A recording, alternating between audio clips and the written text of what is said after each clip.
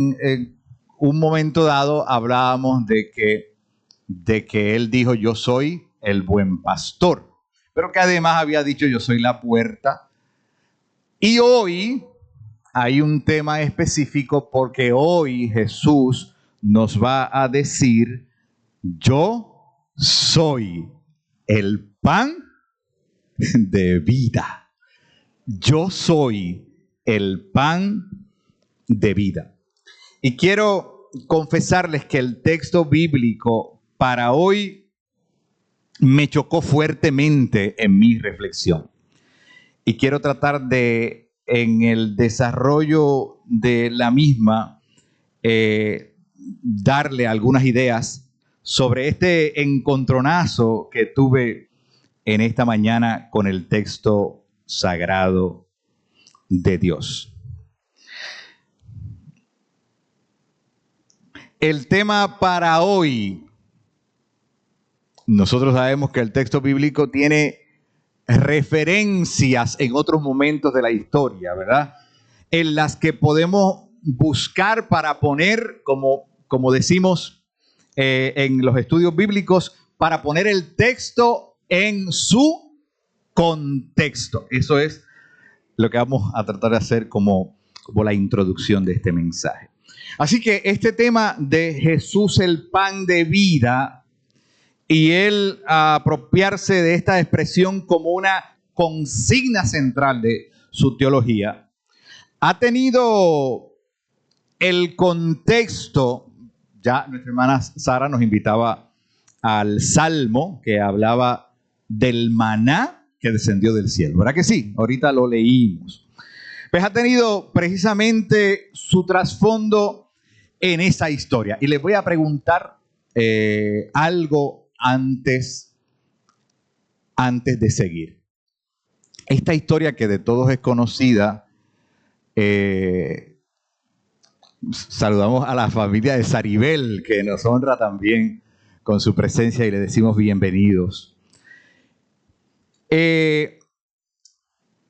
Les voy a preguntar, esta historia de que nuestro Dios sea un Dios tan bondadoso y generoso, que en un momento dado de la historia, cuando su pueblo estaba en el desierto hambriento, hizo que descendiera maná del cielo, ¿verdad? Que descendiera pan del cielo.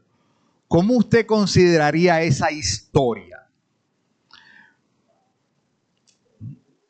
En términos del milagro que eso implica. Podríamos hablar de la generosidad de Dios, de que nuestro Dios es un Dios bondadoso, ¿verdad? Que es un Dios proveedor y que no nos dejará en vergüenza.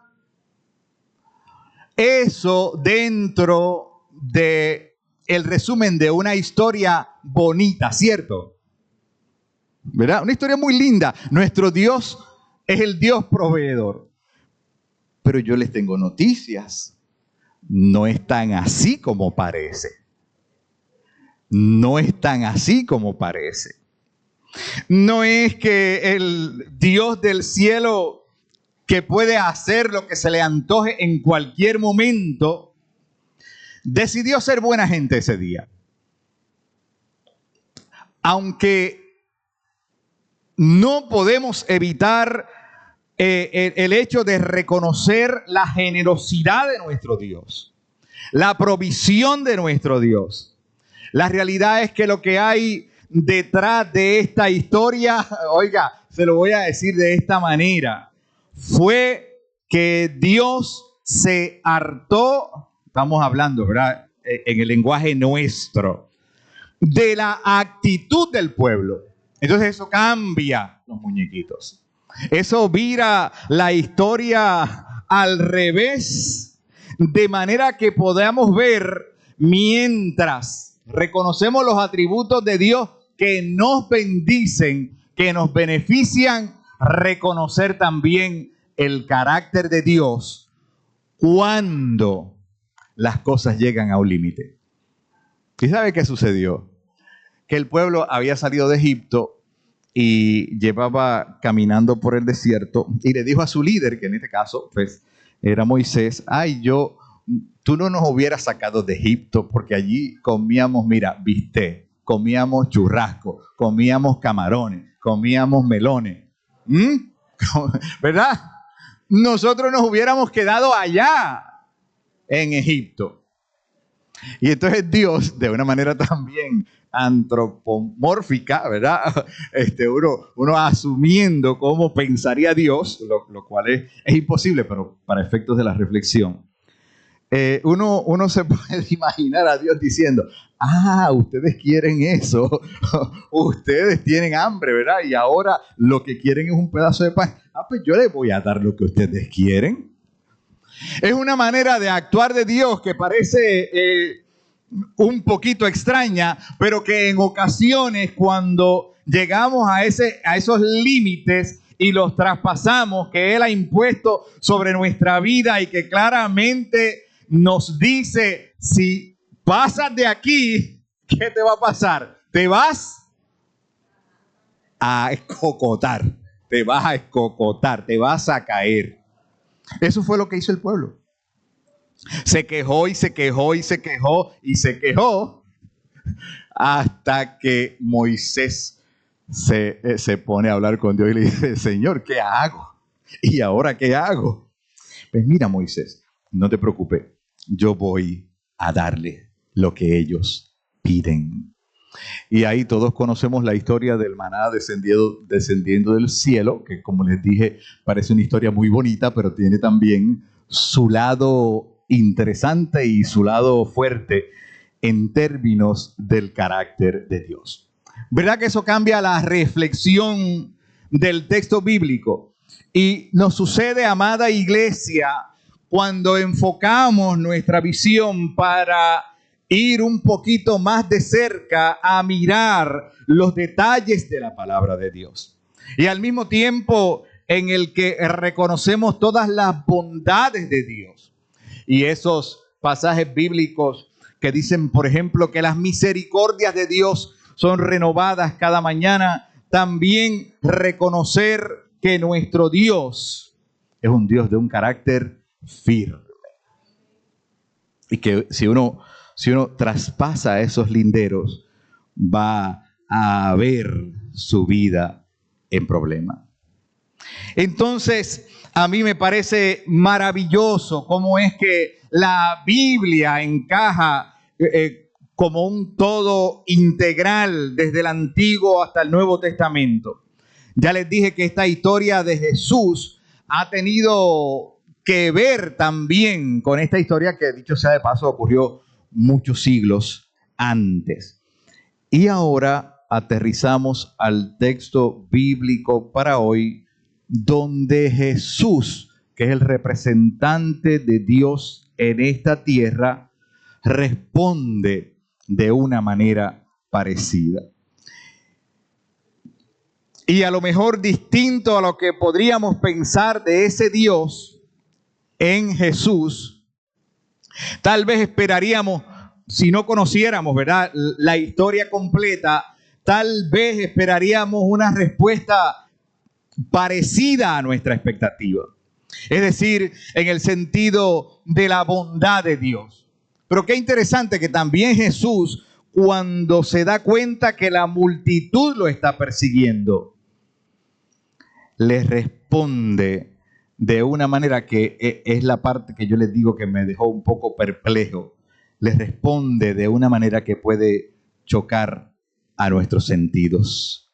Porque Jesús dice, y cito, de cierto les digo, ustedes me buscan no porque hayan visto las señales. ¿Qué señales?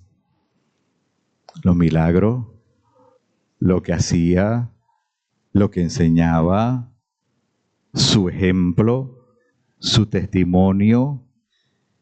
Me buscan no por las señales que han visto, sino porque comiste pan y te saciaste.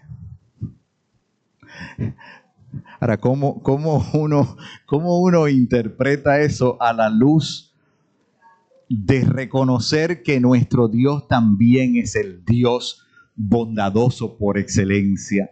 También es el Dios que no deja a sus hijos en vergüenza. También es el Dios que hace provisión para nuestra vida en todos los sentidos. Ahora, reconocer que aquella multitud, según sus palabras, descritas por Juan, está allí no por las señales, sino por el pan y por haberse saciado de ese pan. No es una palabra fuerte, amados hermanos y hermanas, amada iglesia, no es una palabra fuerte, una palabra que confronta. Sí lo es, sí lo es, sí lo es. Porque ahí en ese texto también podemos ver el reflejo de nuestra vida. Entonces la pregunta que yo me hacía mientras preparaba la reflexión para hoy es: ¿cómo le decimos a la gente que el hambre que siente, el hambre física, no está escondida de la vista de Dios? ¿Y cómo le decimos a la gente que el Dios que ha hecho toda provisión en mí, en los momentos de necesidad, en los momentos de alegría, en los momentos de felicidad, nunca me ha dejado desamparado? ¿Cómo le decimos eso a alguien con la necesidad de un bocado de pan? Usando este texto, usando este mismo texto. ¿Qué les parece si entra alguien hambriento por ahí hoy a este culto? ¿Qué le vamos a decir? ¿Esto? O sea, ¿tú vienes aquí para buscar el pan? No, ¿verdad que no? ¿Verdad que es inconcebible? Le vamos a abrir nuestros brazos, lo vamos a acoger, vamos a ir a la cocina y lo que haya allí, o le buscamos, pero vamos a satisfacer esa necesidad, ¿cierto? Entonces, a mí me parece que no es solo un asunto de que esta multitud ha visto a Jesús hacer las señales que hizo. De hecho, ¿verdad? Según Juan, acabamos de contemplar la alimentación de los 5,000. Es la historia que hay previa a esta historia.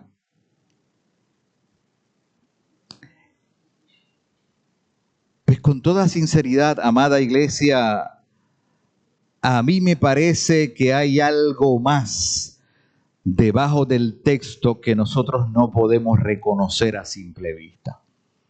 ¿Y sabe qué yo pienso que es? Y en este momento hago un paréntesis para decir que es mi interpretación, que la pongo a su consideración para que usted pueda pensar otra cosa o pensar lo mismo o ampliar dicha interpretación.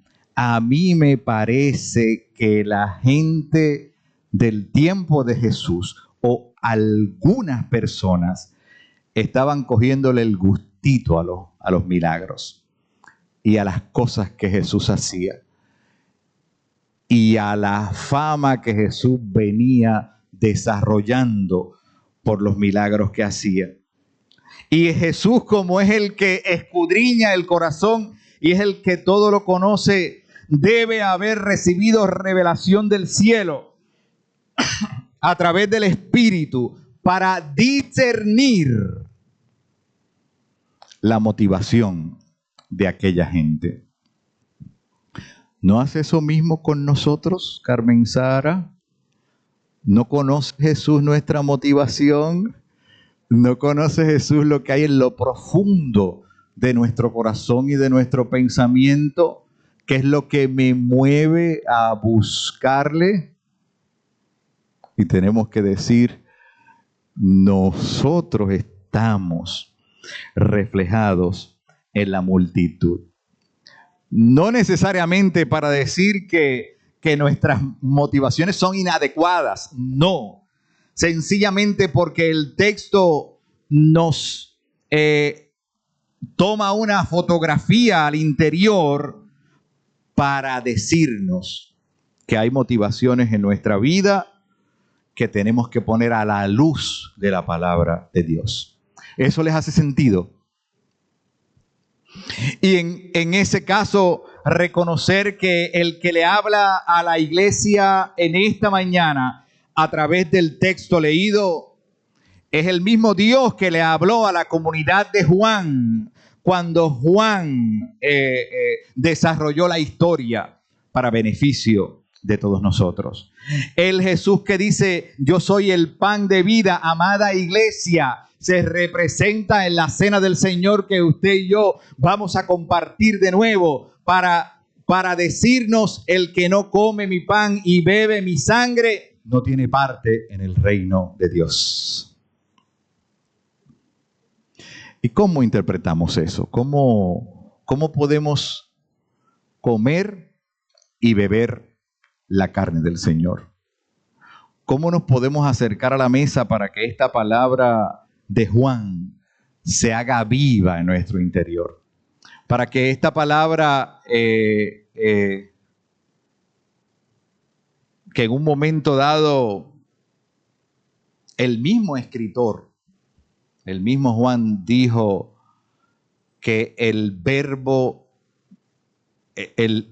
o sea, que el verbo se había hecho carne desde el principio del Evangelio. Hoy que la tenemos delante de nosotros, sea una oportunidad para usted y yo reconocer que el verdadero pan del cielo ha descendido en esta mañana, en este lugar, a mi vida, a tu vida. ¿Y cómo lo reconocemos? Pues, por ejemplo, yo lo reconozco con la presencia de cada uno de ustedes. Yo lo reconozco porque cuando ustedes tenían la opción de dirigir sus pasos a otro lugar, han decidido porque les nace, por una voluntad del Espíritu, estar en la casa de Dios adorando su nombre. Yo lo reconozco, por ejemplo, cuando alguien sin decirme nada me dibuja una sonrisa. Lo reconozco en el abrazo, en la solidaridad, en la palabra oportuna. Yo reconozco el pan de vida en la demostración de Dios de entregar la vida de su Hijo, aunque yo fuera un pecador. Yo lo reconozco porque hoy yo puedo decir: mi vida es mejor contigo, Señor, de lo que era en el pasado. ¿Y usted por qué lo reconoce? Pues a lo mejor tenga un listado parecido, ¿verdad? A lo mejor usted pueda hablar de los atributos de Dios. A lo mejor usted pueda decirme lo que Dios hizo con su vida. ¿Dónde usted estaba en su vida pasada? Pues mire, amada iglesia, aquí está el pan de vida. No me tienen que levantar la mano, pero ¿cuántos? Ahí contésteme con su corazón. ¿Cuántos han venido hoy porque tienen hambre? No del pan físico, sino que tienen hambre de una experiencia espiritual que llene la vida a plenitud. ¿Cuántos han venido porque la experiencia que se da en el culto, de escuchar los cánticos, de ver a nuestros hermanos, de comulgar la cena del Señor, es una experiencia tan maravillosa que no hay palabras para describir lo que uno siente? Entonces, en esta mañana, en el nombre del Señor, amada iglesia, amada persona que ha venido a este lugar a tener ese encuentro con el Señor, yo les invito en el nombre de Jesús. Yo les invito en el nombre de aquel que es el pan de vida. Así que voy a pedir que el equipo diaconal de la iglesia se vaya acercando a este lugar para preparar la mesa del Señor. Y que al mismo tiempo, ¿verdad?, nuestro ministerio de música pueda acercarse para que nos dirija